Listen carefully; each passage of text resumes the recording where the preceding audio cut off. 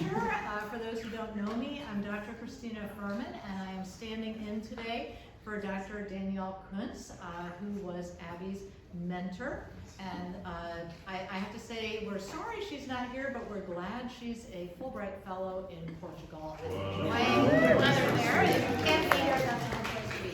So it is my great pleasure then to introduce Abigail G. Guinigundo, who is a mezzo-soprano and musicologist from Cincinnati, Ohio. Abby is currently studying at Baldwin, Wallace, where they are working toward a Bachelor of Arts in Music, Stage Management, and a minor in Arts Management. Abby is the Riemenschneider Bach Institute Gott Scholar for this year. This past summer, they were selected to participate in a collegiate choral music tour with American Music Abroad, performing throughout Europe. And they have also spent the last 2 summers stage managing operas at the Hawaii Performing Arts Festival on the Big Island of Hawaii. And I am so honored that I am apparently the first person to announce publicly that Abby will be pursuing a master's degree in musicology at Penn State University after graduating from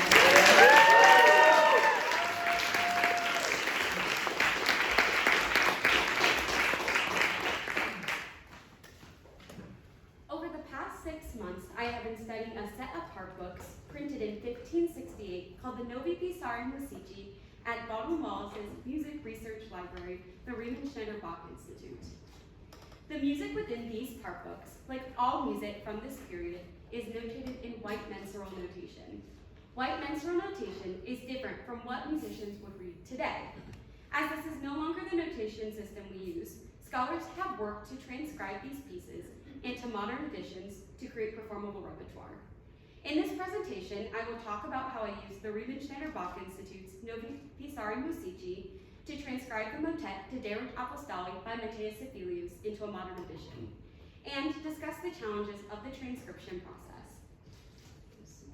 The Novi was compiled by Pietro Giovanelli in 1568 and given as a gift to Emperor Maximilian II in condolences to his predecessor's death, Emperor Ferdinand I. The Novi is comprised entirely of sacred choral pieces written in Latin called motets. Unlike today, where all the parts are written in a singular score, in the 16th century, the vocal parts were divided into individual parts called part books. The Novi is divided into 6 part books organized by voice: cantus, altus, tenor, and bassus, or the equivalent to the modern soprano, alto, tenor, and bass, plus the quintus and sextus, which can vary in terms of voice type. The RBI part books contain 254 motets written by 32 different composers, including some more well-known Renaissance composers like Orlando de Lassus, Michael de Boisson, Jacob Regner, and Christian Hollander. Within each of these 6 part books, the motets are organized into 5 volumes, which in the RBI's copy are all bound together within each part book. Each volume is dedicated to a different use of the motets within the liturgical calendar. In the Catholic Church, the liturgical calendar consists of a seasonal cycle and a sanctorial or saint cycle, which helps unify the observance of religious holidays within all Catholic churches. Volume 1 contains motets written for the 4 Sundays leading up to the Christmas season, also known as Advent, the beginning of the liturgical calendar, and the Lenten season, or the 40-day reflection period leading up to Easter. Volume 2 are motets written for the Mass proper, or the prayers and selection of scripture readings proper to the specific feasts or other occasions being observed. Volume 3 includes motets for the 2nd cycle of the liturgical calendar, which primarily consists of saint feast days and other events that recognize saints. The Volume 4 are motets related to the apostles, martyrs, and the Virgin Mary. Volume 5, as described by first RBI scholar Simeon Wilcox Brown, is dedicated to contemporary political topics, often praising Holy Roman Emperor Maximilian II or other Habsburg officials. Within these volumes, I had to determine which of the 254 motets to transcribe.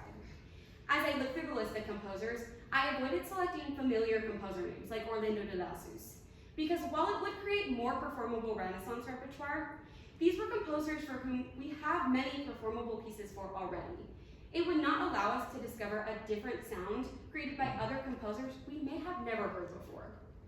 This is when I found Matthias Zefilius, the composer of the De Re Apostoli. We know very little about Zefilius except that he was a singer and composer from Austria. While his birth and death dates are unclear, based on documentation recorded from the University of Vienna and the Graz Court Chapel, we know that he was active between the years of 1550 and 1572. While there is no documentation clearly defining why Zefilius is included in these part books, Zefilius spent a portion of his life as a chorister in Emperor Ferdinand I's court chapel at what is now known as the Wiener Hofmusikkapelle, or the Court Music Chapel in Vienna. This information does not define the relationship between Zefilius and Ferdinand I, but gives a definite possibility that they crossed paths during Zefilius' time at the chapel. Scholars have also only been able to locate 8 of his major works, all of which are motets and all of which can be found in the Novi. Of those 8 pieces, only 2 of them have been previously transcribed into modern editions: Cum vidicete Petrus Andreas and Veni Redemptor Gentium. Selecting a piece of repertoire from Zefilius' collection would thus allow us to expand Renaissance repertoire past what we already know. Before we talk about what I discovered while transcribing the De Re Apostoli, let's discuss how the transcription process works. As stated in the Harvard Music Dictionary, transcribing is the adaptation of a composition for a medium other than its original. In this case, I took the original white mensural notation and transcribed it into modern music notation, with the goal to adapt Renaissance music so that it can be read by modern musicians. White mensural notation refers to the notational system used in the 16th century that established the exact rhythmic value by the shape of the note heads, and laid the foundation for the notation system we use today. It is an expansion of an earlier mensural notation from the 14th century Ars Nova period that used only black note shapes. White mensural notation incorporates white shapes along with the black shapes to double the amount of notes that can be used. As I began transcribing the white mensural notation from this primary source, I focused on clefs, meters, note values, ligatures, and measure lines. In the white mensural notation period, they notated clefs differently from our understanding of clefs today. Specifically, in the modern notation, the soprano and alto line are typically notated in G clef, while the tenor and bass lines are generally notated in F clef. Throughout the Renaissance, however, each line was notated in a clef that best kept the melodic line on the staff, including a range of C, G, and F clefs. Therefore, before I started doing any work with the transcription, I had to understand how to find middle C in each part in order to have an accurate melodic line. Each vocal line is represented on this table, showing what clef it was originally notated in and what clef I switched it to for it to make sense to a modern ensemble. However, this is when I ran into issues with the voicing of the De Re Apostoli. Zefilius wrote the bassus part in C clef, which is usually used for a tenor voice, causing the bassus line to sit in a difficult range for a bass voice to sing. After researching this further, I discovered that the clef set for the bassus part suggests that the De Re Apostoli is written in a chiavette, or a higher key.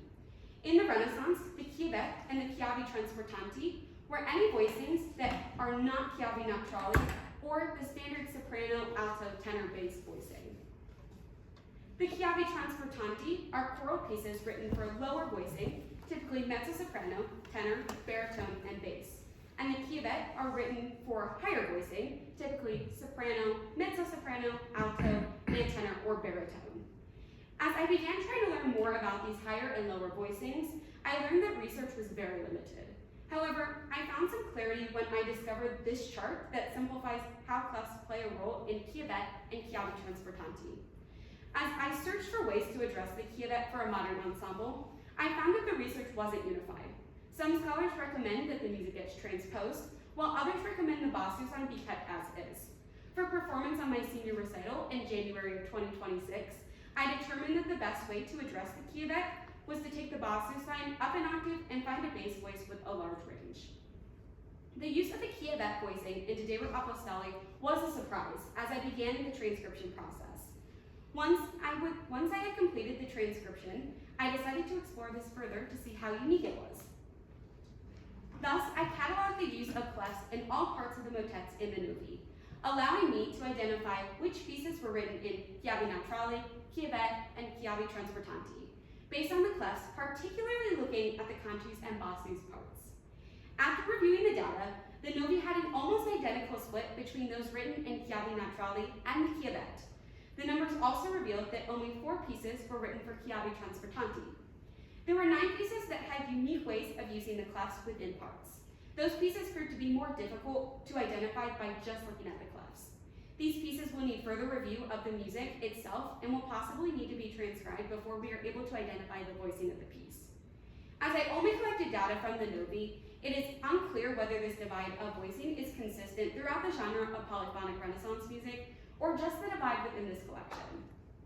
After determining the correct clef in which to read each vocal line, notating each line of music was quite straightforward. Using Renaissance notation manuals and the 2 other Zephelius modern editions as references, I determined the value of specific notes. As the value of notes were easy to transcribe except when it came to ligatures in the piece.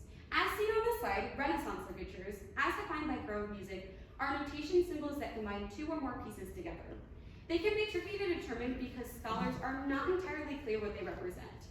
Despite how similar they look to a basic minima or semi-brevis, ligatures follow their own set of rules in Renaissance music theory. The value of a ligature is determined by how the shapes of a ligature are connected and the placement of the stem. In Tadeurum Apostoli, there are 2 ligatures within the tenor and quintus parts. I also had to consider the time signature. The concept of a time signature has existed since the 14th century Ars Nova period. Similar to the use of time signatures in modern notation, in the white mensural notation era, the time signatures, known as mensuration signs, were used to divide notes into duple and triple meters. Since music from the 16th century does not contain bar lines, the mensuration signs help with the sense of timing and grouping. The mensuration sign in Tadeurum Apostoli, shown here, is referred to as an alla breve. It is a symbol that looks like a C with a vertical line through it. Musicians would interpret this symbol as a duple meter, but sing it twice as fast, which is practically identical to the modern notation symbol for cut time. Bar lines were one of the trickiest decisions within this process. In the Renaissance period, composers did not use bar lines. However, as the piece was being transcribed for modern musicians, I determined that bar lines would make the piece more accessible.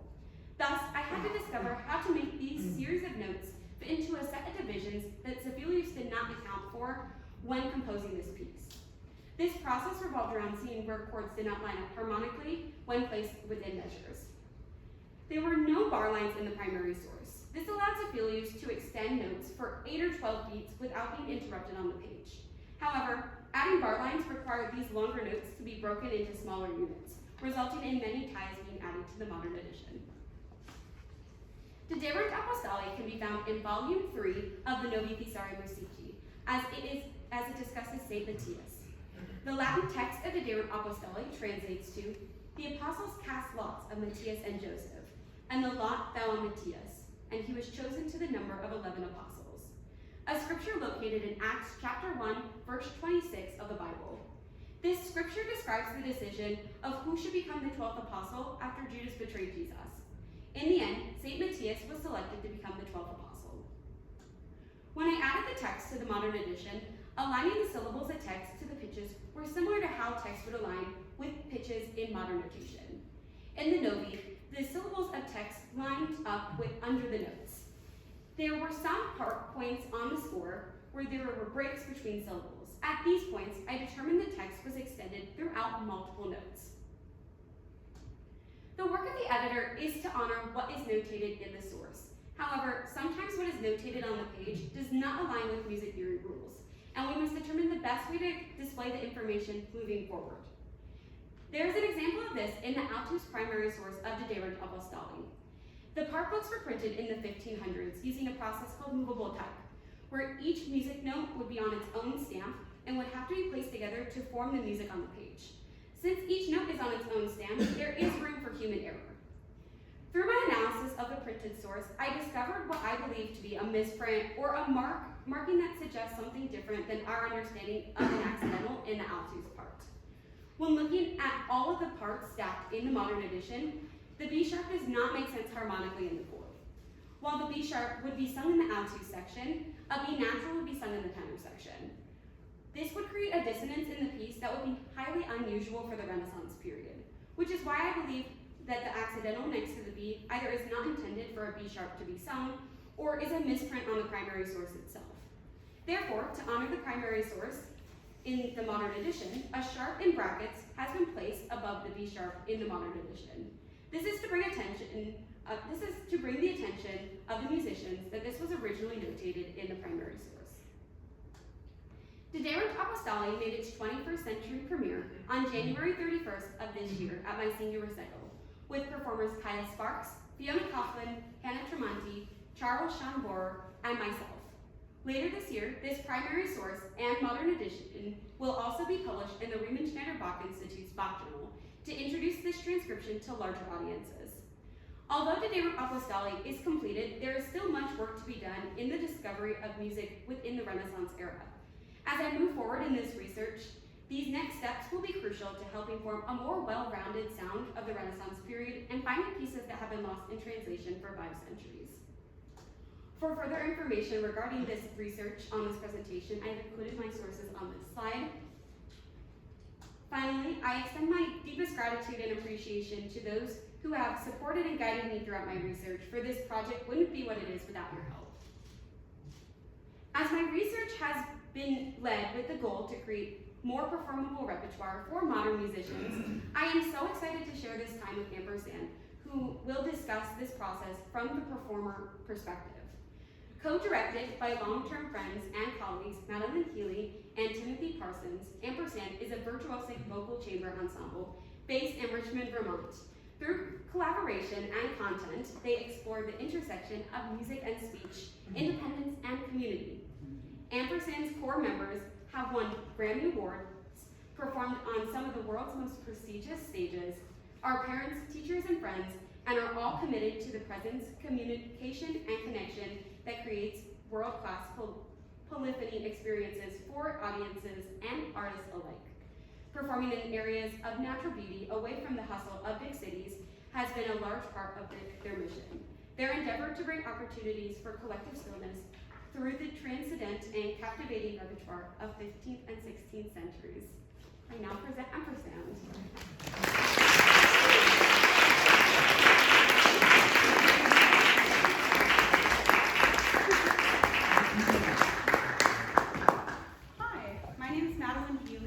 I am an alum of Baldwin Wallace. I went through the vocal performance program here and I graduated in 2011. I also interfaced heavily with the music history and literature department. I also myself did some transcriptions from the collection when I was here doing some Telemann cantatas. I wasn't as excited about earlier repertoire at that point in my life. And I just wanted to introduce the band. This is Andrew. He is our bass baritone. This is Tim, my co-director and countertenor. This is Ellie. She is a mezzo and also sometimes sings soprano parts with me. And this is Haven, singing tenor. And Joseph, who, since this is only a 5-part piece, is sitting this one out.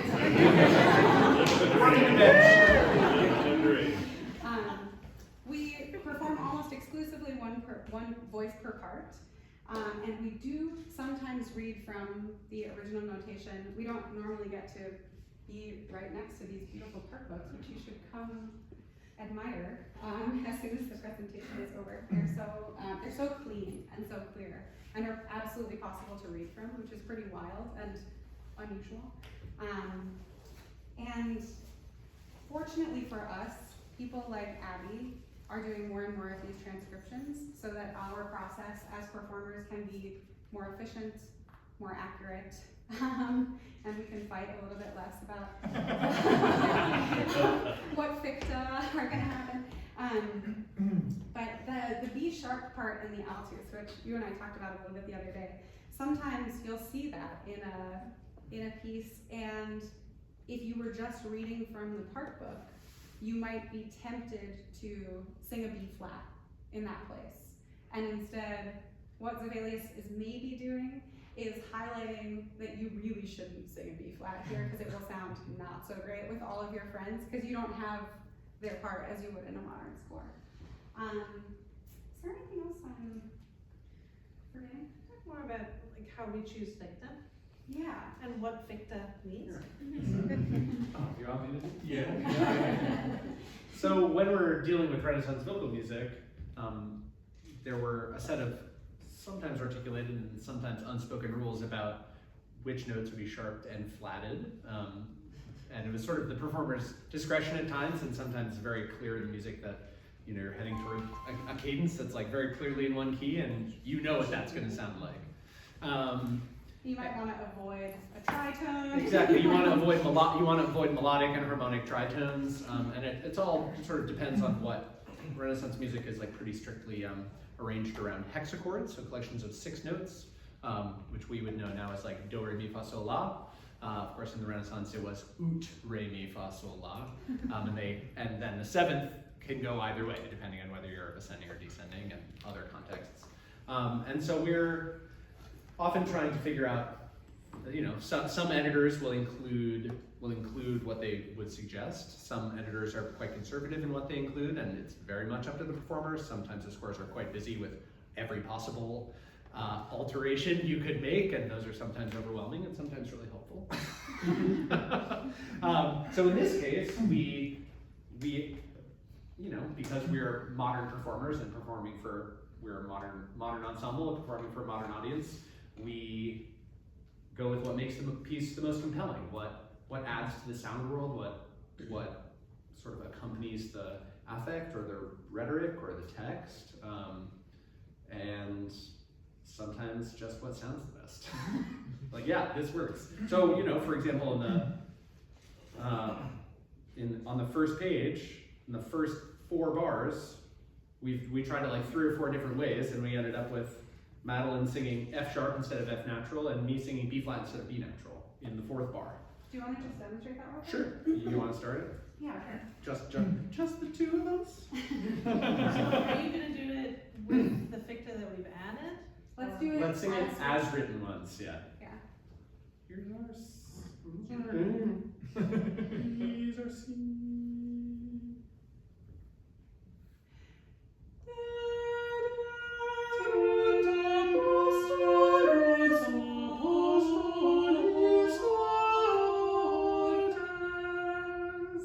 Okay, now I'll keep natural and you sharp your F.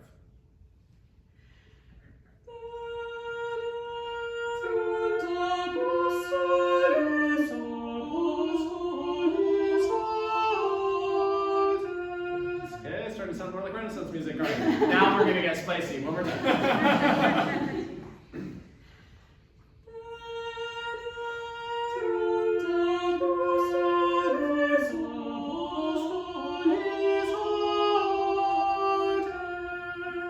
Can we have you this time?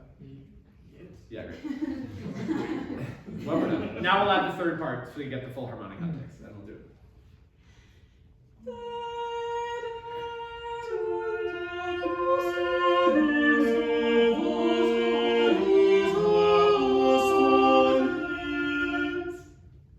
So that's what we decided to do. But there's no reason it has to be flat there other than I sing G, G, E, C. So I'm clearly in a C hexachord, right? Da da dee da da da dee, and then there's that 7th, and it doesn't go more than the 7th. And often in Renaissance music, you would affect that half step at the top of the phrase, right? If it went all the way up to a C, I would probably sing it natural. Cool.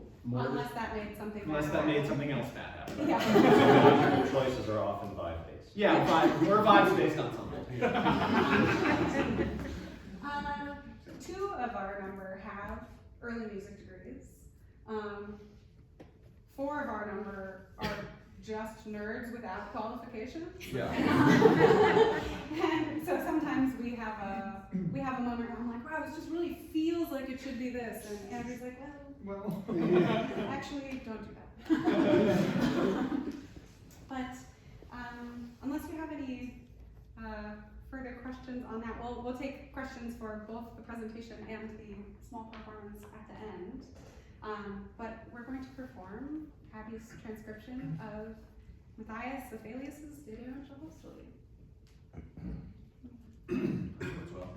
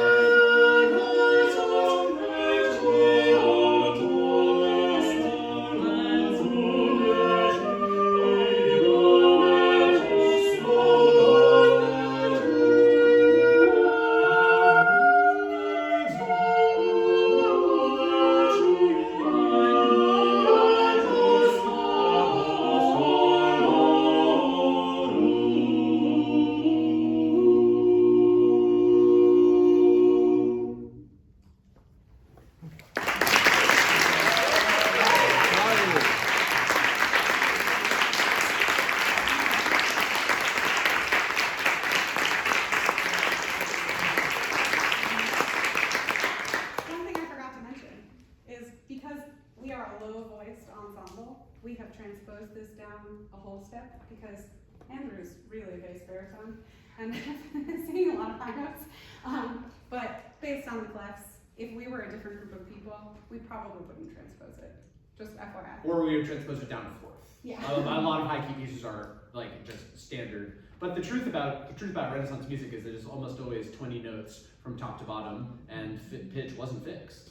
I mean, if there was going to be an organ playing a part or something, but it would be the 20 notes of the assemblage of people that you had. So, which for us is a whole step down. for us is a whole step down. But if we would, we could do this piece with our two basses singing the bottom two parts, and Haytham singing the middle line, me singing the second from the top, and Ellie singing the top, and we could do it in a lower key yet. That sounds great. Yeah.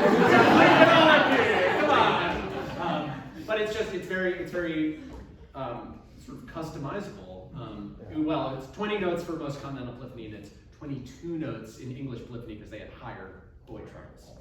Just your fun trivia, I guess. But yeah, if you have any questions, we're gonna put our iPads down and happy to chat.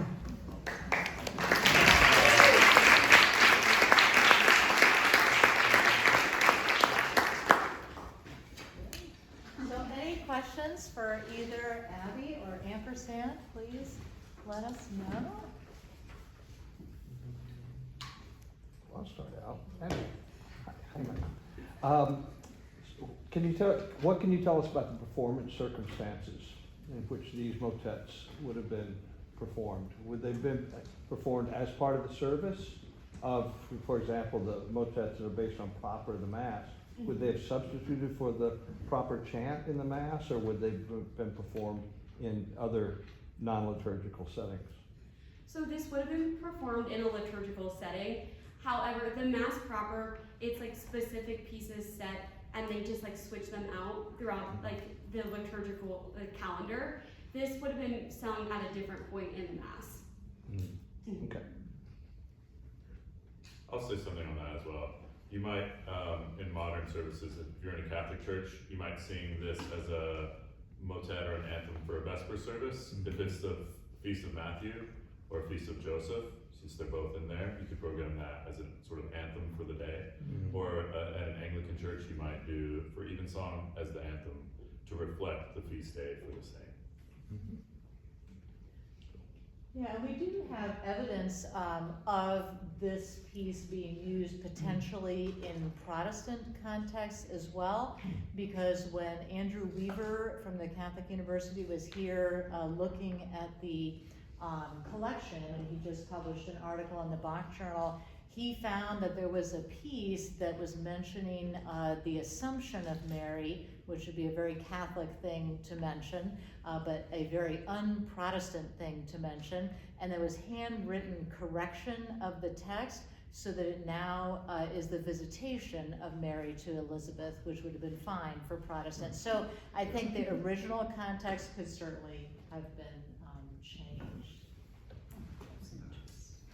Other questions or things that we want to know about? Yeah. When it comes to decisions about dynamic choices and anything to do with like the balance harmonically between all the different parts, is that a decision that happens from the editor or from the performer? Sometimes an editor will make choices based on their taste and interpretation. Oftentimes, as even a moderately informed performer of early music, you will disregard a lot of things that an editor has suggested and make your own decisions. In this piece, Abby gave us a very clean copy. It was like, have at. So all of the choices that we made, a lot of which were based on range. It's a pretty high lying piece for two or 2.5 out of 5 of us. So it's perhaps more exciting, and maybe also Sophelius meant for it to be in this high key. It was like, this is a big deal. We're naming a new apostle, you know? So I think a lot of our decisions are based on tessitura and also text. And you had also mentioned like dynamic markings. So if you look, when you come and look at the books, they didn't write dynamic markings in there.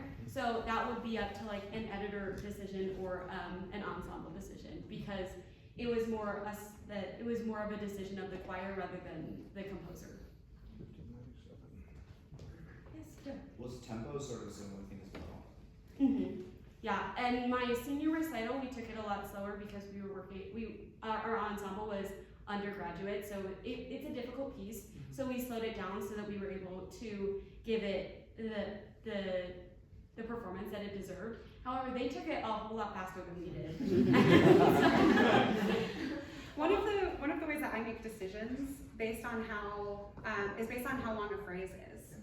I generally don't love to breathe in a clause of a sentence if I can avoid it. And so a lot of the tempo decisions that we make in this ensemble at least are based on how does this textually make sense? Like if I were going to sing this text, what is the length of my breath? And that depends a lot on the individual singers, or the space that you're in. You know, if you're in a deader space, you might want to go faster. Almost surely. Yeah. I'm just curious, you know, these were given to, I assume you said they were given to people by the publisher, right? Gabrielli presented them to the court, and obviously presented them in part books. So do you think they were intended to be performed in those settings, or?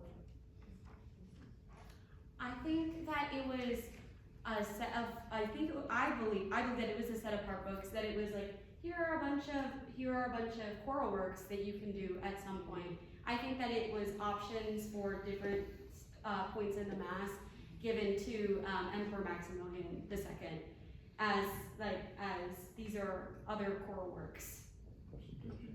That I have beautifully collected and printed. So you don't have to. Yeah. The quality of one's chapel or personal court choir was definitely bragging rights in the Renaissance. Who could be the most generous patron who had the finest choir and the finest artists in their service. And when So- Maximilian passed away, his funeral had just the most resplendent music written specifically for his death, because he was such a patron and supporter and sort of catalyst for an unfathomable amount of rich sacred music, vocal sacred music. Which is kind of odd because he also had the largest private collections of weapons. And so it seems like diametrically opposing. Yeah, true. I was wondering, so obviously you spent a lot of time looking at these manuscripts. Is there have you come across any proof in the manuscript that people used it to perform from? Yes, so as Dr. Furman said, there is writing in the books from the switch up to Protestant text. So there is written not changes, but written from musicians of notes of things that are in the book and how to sing them. That's really cool. That was really cool. It is. Yes. This is so great, and thank you so much to all of you for sharing this. What was it that drew you to this project or this research question to begin with? How did you get here? Yes. So I was taking music history and literature 1, and Dr. Cruz likes to make it a point to go to the RBI and look at all these books.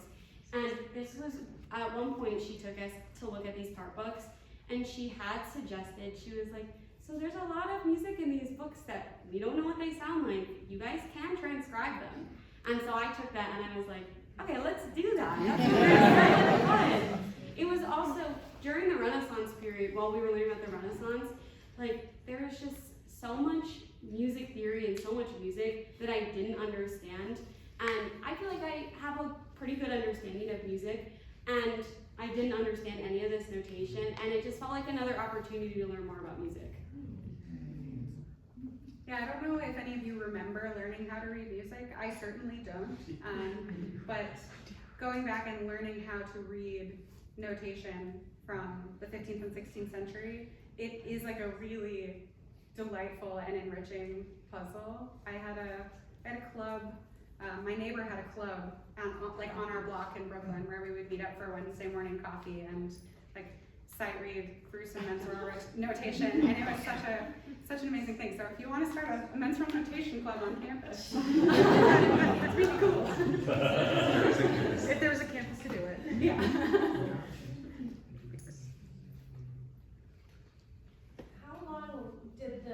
How long did it take to put this all together, from the start of your research to now? When did that all start? So I started this research at the beginning of the school year, so in August. The transcription itself took, because this was my first time transcribing, it took about 3 months to do. And then the rest of it was researching it and figuring out, okay, so if this is written here, what does that actually mean to us? And so the rest of it was done trying to explain what was in the book. Yes. So I'd be curious about your long-term career aspirations and how all this project might play a role in that. Yeah, so this project, it helped me get into grad school. As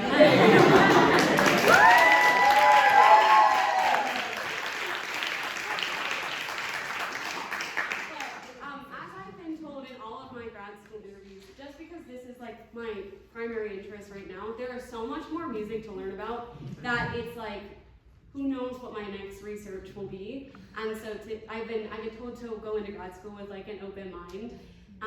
And so what I did today, I could be working in a completely different part of music next year. But my goal after my master's is to go and get my PhD.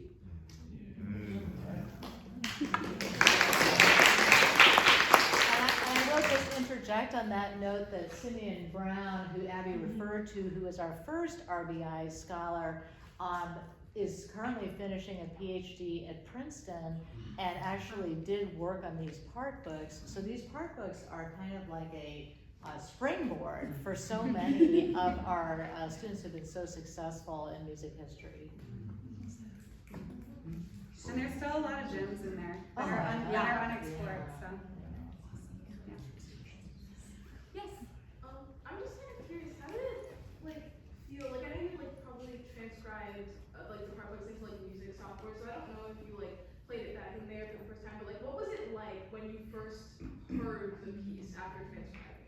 It was a big relief because I mean, you're looking at these books, you're like, okay, this piece seems good. You don't know what it sounds like. It could sound like anything, really. And so I put it in there, and I used MuseScore to notate it. And I listened to it in MuseScore. I actually, the first time I listened to it, I was able to find points in which there were like editorial errors.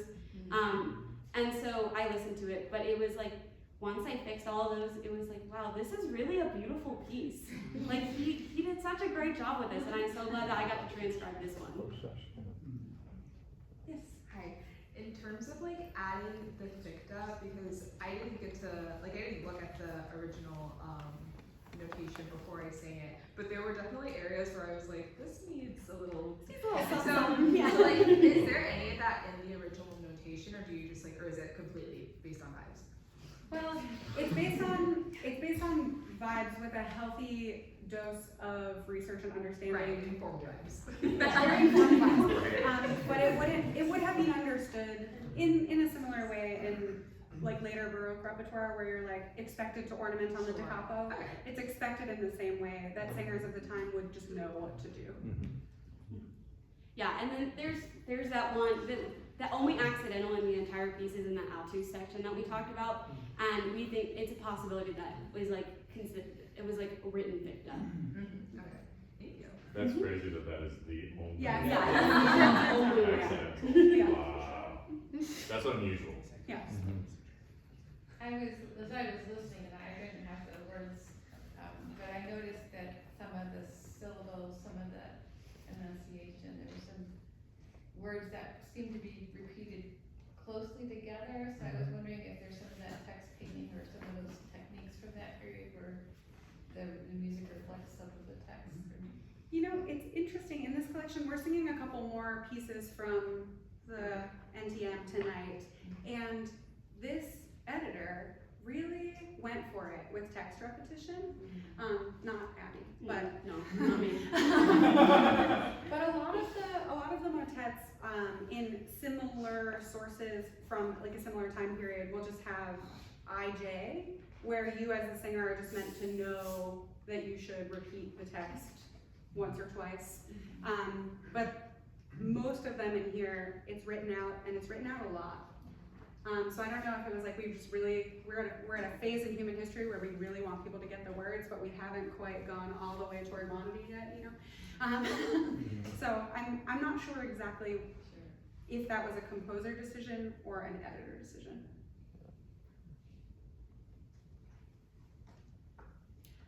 Well, I would love to, oh, you have one more question. I'm so sorry, so sorry.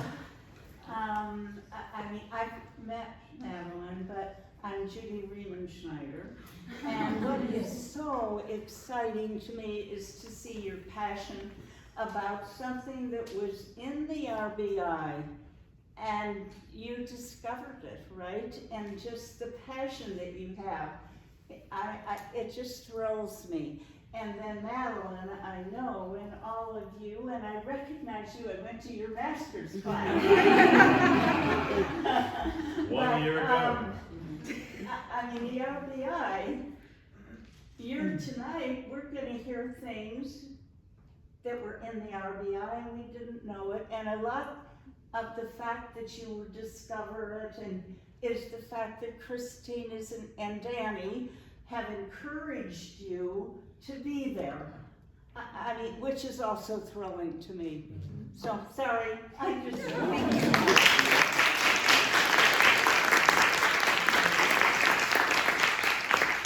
I'm not sure we can top that, so what I